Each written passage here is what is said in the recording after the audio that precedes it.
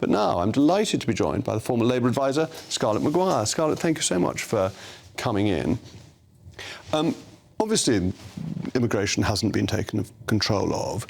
Do you think a Labour government would be able to control migration? Would it want to control migration? Well, I think Keir Starmer has made it clear that he wants British jobs for British workers. He didn't quite say that. He said he wants British doctors. So I mean, what we have to do, the first thing we have to do is we have to skill people up. I mean, it is incredible that we are still going, particularly to the Philippines, but all over Asia, for health workers. These are skilled people. We should be training our nurses. We should be training our doctors. I mean, if you go to the NHS, as I use it unfortunately too often, the odds of getting a British-born worker is quite low. I mean, they're fantastic, right? Lots and lots of people from the Philippines. But why aren't we doing it? Why did we cut nurse bursaries? Why is there numbers? And the problem with the Suella thing about putting up the salary is we have 150,000 vacancies in social care. They are not paid £40,000 a year. No, indeed. But we had a shortage with HGV drivers, and that shortage has been removed by easing some of the regulations, but most importantly by raising the pay. And one of the things that open migration does is cut the pay. It's why I'm so concerned about the shortage professions, because then you pay the people you bring in 20% less, which of course gives you an incentive not to employ British people. I agree with you, but I mean, your government is not paying. I mean, there have been nurses' strikes, which they are not paying, and I mean, so the problem is care workers don't go on strike. So we're talking what? There's 300,000 between them. Shortages. So actually, yes, do put up the price. I mean, do put up the salary, but that's going to cost us. Yes, in the short term. But one of the other things that we've got as an economic problem is no productivity growth. And in the public sector, productivity is lower now than it was in 1997, which is an appalling record.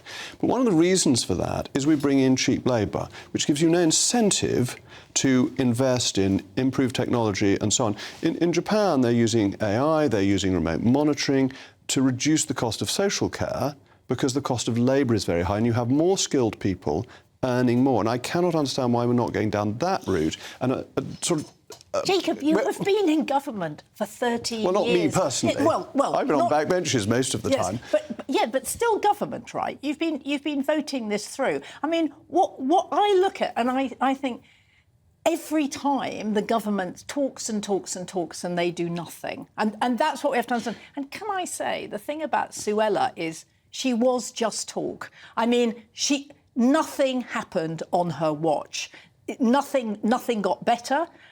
Things just got worse. She could have sorted out illegal migration. She could actually have stopped the backlogs. And instead, everything was about Rwanda, which is just performative. It will never work. I think sorting out illegal migration is actually much harder than legal migration. That legal is so much more directly under the government's control and less subject to human rights and legal actions. But rather than trying to say who's to blame, because one can go back a long time and look at all sorts of people to blame, isn't it worth looking at how you make this better? No, this is what I'm trying to do. But what I'm saying is I don't think it helps somebody like Suella who goes on about lefty lawyers and woke people and awful judges and all of that. I mean, actually, what she's doing is she's losing you the election and, frankly, possibly losing you your seat. Because the thing about Suella is she's toxic, right? So there are lots of people who voted for you because they like you and they think, I can't vote Tory again, I'm going to vote Lib Dem. That is the problem with people like Suella, is actually they're on a personal crusade and they're going to bring down the government.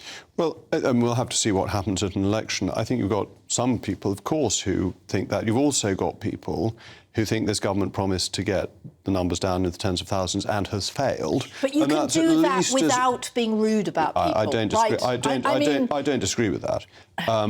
But that's where we failed, and those voters are being tempted by reform. Oh yes, no. I mean, you're losing everybody. It's quite a squeeze, isn't it? You're losing everybody. And my sort of fundamental point that I've made again tonight is why aren't we getting on with things? I mean, you advised Tony Blair. Surely when he was in government and he said he had a plan B, at least something was announced the next day. I mean, I could go into comments about spin and cheap political points of that kind, but at least something was going to be announced, whereas we've now had a fortnight and it's silence. Well, and actually, I mean, it's interesting. so the shadow Home Secretary had Plan A and Plan B.